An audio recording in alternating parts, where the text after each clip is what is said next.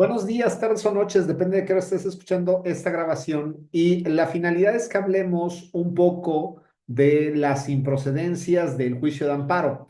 Entonces, para entrar en materia dentro de la improcedencia del juicio de amparo, pues voy a poner mi ley de amparo que aquí tengo, lo estoy abriendo, pero déjenme primero les comparto para que sea un poquito más dinámico.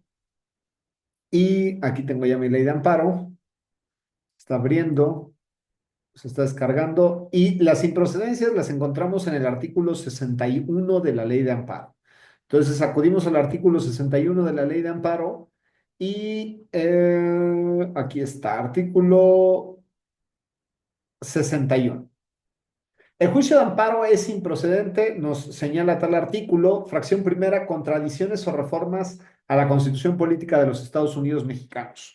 Cuando la Constitución se adiciona o se reforma, el juicio de amparo es improcedente.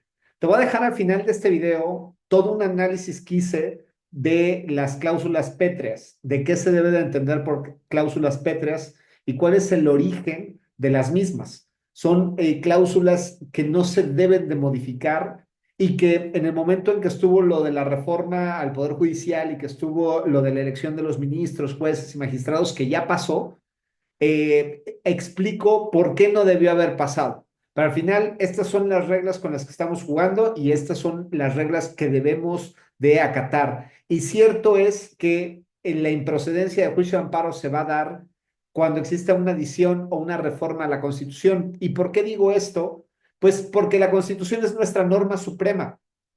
Si ustedes ven la Constitución de Estados Unidos, tendrá unas, no sé, 20 páginas, 25 páginas contando sus enmiendas, y ven la de México y tiene alrededor de 300 páginas. ¿Por qué? Porque en los últimos años, sobre todo en los últimos años, se ha introducido en el marco del texto constitucional algunas normas constitucionales que no deberían de serlo, sino más bien son reglamentarias. Entonces, como que no hemos entendido todavía o hemos malentendido los mecanismos constitucionales. Montesquieu decía, debe de existir la separación de poderes, debe de existir el Estado con sus poderes y una constitución que garantice los derechos. Nosotros tenemos una constitución que garantiza derechos y que contiene obligaciones y la institución de los poderes y cómo van encaminados a que las personas nos veamos beneficiadas de los poderes, no al revés, no que el poder se vea beneficiado con nosotros los gobernados. Pero hemos, a mi juicio, malentendido esto y entonces decimos, bueno, si la norma constitucional es la base, pues todas las demás normas son normas reglamentarias o normas secundarias o normas fundantes de la norma fundamental, normas que explican a la norma fundamental, a la norma constitucional y al tratado internacional, y entonces sabemos que esa norma no puede modificarse. Sabemos que esa norma, déjenme corregir, puede modificarse siempre y cuando cumpla con los requisitos del 135 constitucional, pero no se trata de modificar la Constitución solamente para hacer lo que yo quiero como partido o como proyecto de nación, sino que deberíamos de tener una Constitución que fuera un poco más rígida para su reforma y entender que nuestra norma constitucional es nuestra base y por lo tanto el juicio de amparo, si está basado en la norma constitucional, pues es improbable que ésta sea inconstitucional. Es decir, no existen inconstitucionalidades en la norma constitucional, o cuando menos no deberían de existir.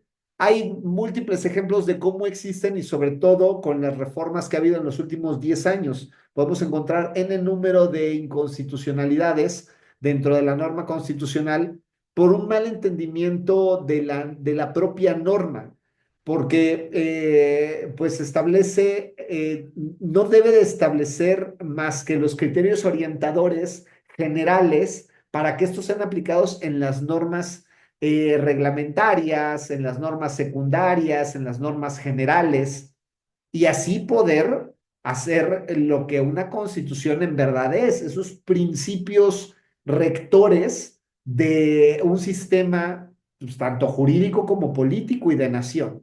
Pero bueno, regresando al punto principal, el juicio de amparo es improcedente contra las reformas o contra las adiciones de la Constitución. ¿Por qué? Porque la Constitución es nuestra base. Y si nuestra base es debatible, pues entonces el juicio de amparo queda endeble. No puedes debatir la constitucionalidad de una norma constitucional. Puedes debatir la constitucionalidad de una norma reglamentaria, de una norma general, de una norma secundaria. Eso sí, claro que sí se puede. Y puedes debatir constituciones locales, decretos, disposiciones de orden público, de observancia general, acuerdos de cabildo, determinaciones de secretarios, con las facultades que les confieren las diversas leyes. O sea, puedes debatir todo, pero nunca la norma constitucional, porque de la Constitución surgen todas las normas. Entonces, por eso es improcedente el juicio de amparo en contra de reformas o adiciones. Y así lo establece el artículo 135 de la Constitución. ¿Cómo es que se va a reformar una constitución? ¿Cómo se va a reformar nuestra constitución? Contratos de la Suprema Corte de Justicia de la Nación, la fracción segunda, pues es, a mi juicio, hasta cierto punto obvio. Tenemos un máximo tribunal, la Suprema Corte de Justicia, debajo de ellas, todavía hasta septiembre del 2000, bueno, agosto del 2025, todavía tenemos las dos salas que lo componen. A partir de septiembre ya solamente tendremos al Pleno. Por debajo de ellos tenemos a los tribunales colegiados de circuito, a los juzgados de distrito, arriba de los juzgados de distrito, los tribunales colegiados de apelación y a los diferentes órganos jurisdiccionales de las entidades federativas, a los tribunales superiores de justicia, en diferentes competencias. Pero nuestro órgano supremo es la Suprema Corte de Justicia de la Nación. Hasta hace unas décadas era un verdadero privilegio ser parte del Poder Judicial. Hasta hace unos años era una contienda jurídica, un debate jurídico muy, muy bonito verlo, poder leerlo, escucharlo, decir que estabas en la corte. Actualmente, pues bueno, el debate ha bajado de nivel, se ha puesto como político y que si tal persona tiene que ser juzgada porque no ha pagado los impuestos, pues bueno, nuestro máximo tribunal no se hacía cargo de ello y después tampoco se va a poder hacer cargo de ello por la competencia que tiene nuestro máximo tribunal, pero bueno, lo han politizado y creo que ha sido un error para el sistema jurídico mexicano, pero pues bueno, así es como está funcionando nuestro máximo tribunal y este máximo tribunal pues ya no hay nadie por encima de ellos. Y si ya no hay nadie por encima de ellos, pues es obvio que sus determinaciones no procede juicio de amparo. Ahí déjenme algún comentario y con mucho gusto les digo el tópico de tesis de uno de mis amigos, doctores en Derecho, que fue respecto de esta posible inconstitucionalidad de esta improcedencia de la ley de amparo. Muy, muy interesante ahí el planteamiento que hace en su tesis doctoral. Con mucho gusto se los comparto si es que me dejan aquí algún comentario y podemos platicarlo. La fracción tercera nos dice contratos del órgano de administración judicial y del Tribunal de Disciplina Judicial, esta reforma del 13 de marzo del 2025. Recordemos que a partir de septiembre, pues ya no va a existir el Consejo de la Judicatura Federal, este órgano de control, administración y vigilancia, y va a tener ahora pues este órgano que hace las mismas funciones, nada más que ahora su integración, pues le hicieron de esta manera a través de elección. Y este órgano de administración judicial es el nombre que se le ha dado, es el órgano pues que va a administrar propiamente pues, no el Consejo de la Judicatura, sino los juzgados, las necesidades de los juzgados y la necesidad de tener X número de juzgados en X región y del Tribunal de Disciplina Judicial. Muy, muy difícil que venga aquí esto como improcedencia del Tribunal de Disciplina Judicial, porque si el Tribunal de Disciplina Judicial dicta algo, pues ya va a ser inatacable. Entonces, pues esperemos que dicten pues, conforme a derecho, ¿no? Es lo que buscamos los abogados, que se busque la legalidad dentro de las resoluciones que dicten con base en la ley y no con base en lo que alguien pudiera llegar a querer o pudiera llegar a entender, ¿no? A decir, es que yo creo que esto es lo justo. No, la justicia es que a cada quien se le dé lo que merece, pero bajo las reglas que se han establecido. Entonces, eh, la justicia no puede quedar supeditada a que alguien diga yo creo que, sino que debe de estar supeditado a mi juicio, debe de estar supeditado a las normas del procedimiento. Entonces, pues esperemos que este tribunal funcione bien. Sus decisiones van a ser inatacables, cuando menos en vía de amparo indirecto o directo, van a ser inatacables y también las decisiones de este órgano de administración judicial van a ser totalmente inatacables. La fracción cuarta La fracción cuarta nos dice contra las resoluciones dictadas por el Tribunal Electoral del Poder Judicial de la Federación.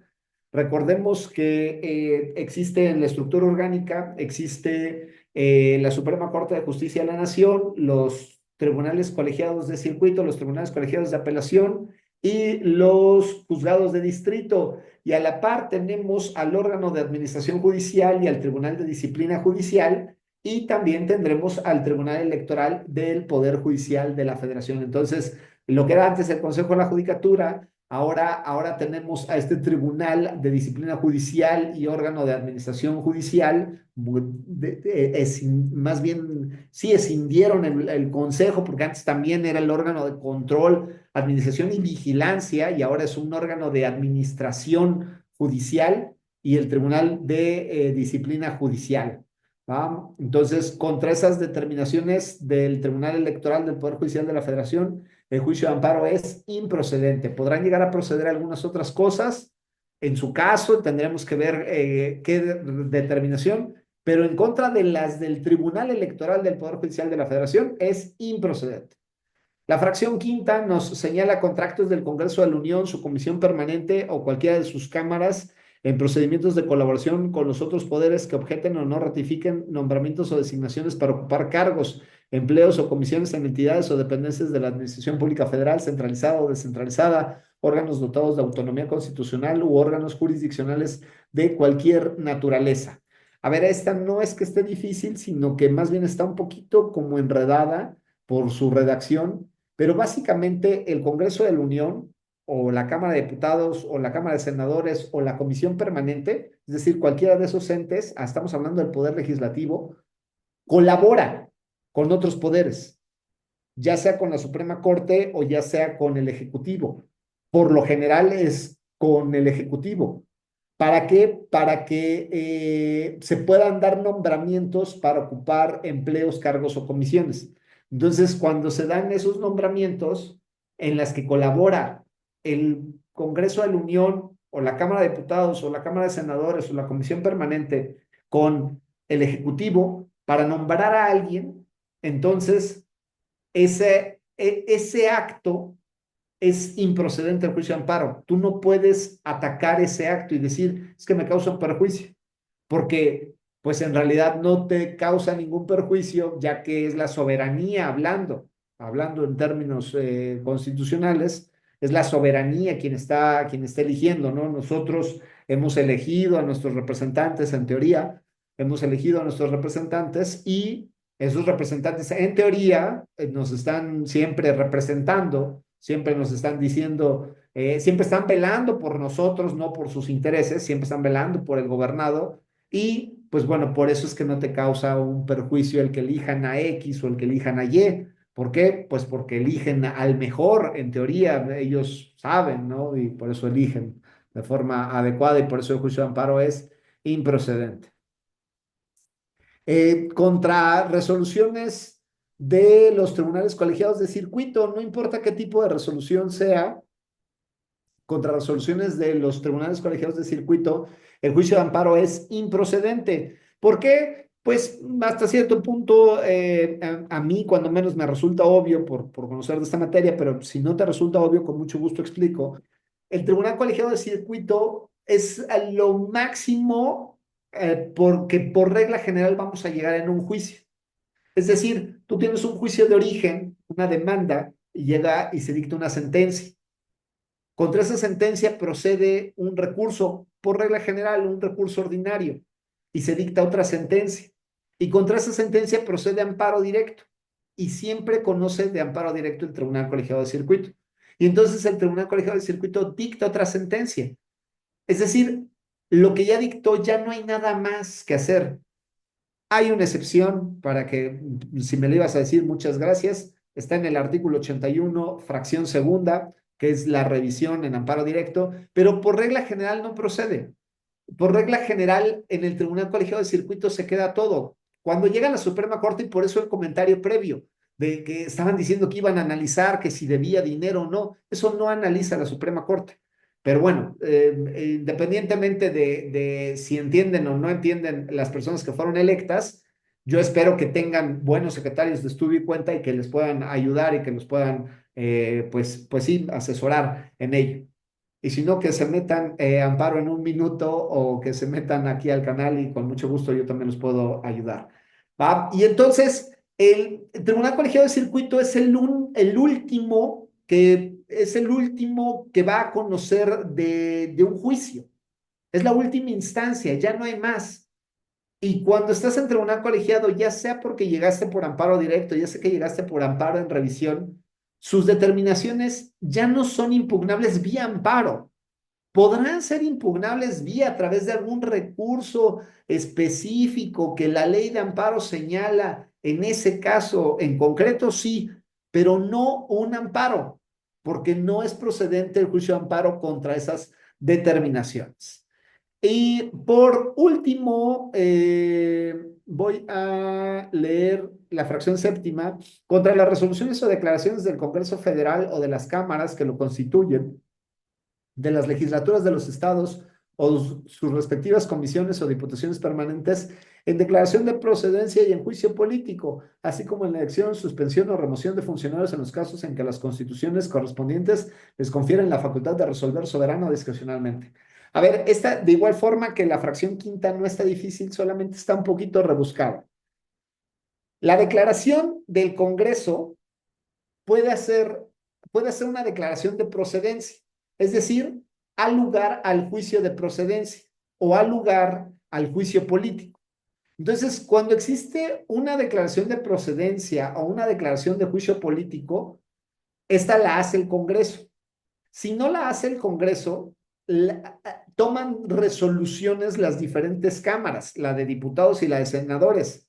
Y también en el caso de los congresos locales, pues el propio Congreso. También puede llegar a tomar esa determinación la comisión, ya sea la comisión permanente o la diputación permanente. En los congresos locales también existen diputados que se quedan permanentemente por cualquier cosa que se necesite, pero no están físicamente, pero sí están de guardia, pues, para decirlo en palabras sencillas. Y entonces, cuando es juicio de procedencia o juicio político, o elección, suspensión o remoción de funcionarios que las constituciones locales les confieren a esos órganos, es decir, al Congreso local, entonces, contra esa determinación es improcedente el juicio de amparo. Es poco común, pero se ha llegado a dar, lamentablemente, en algunos temas políticos, ¿no? Esto no debería ser en un tema político.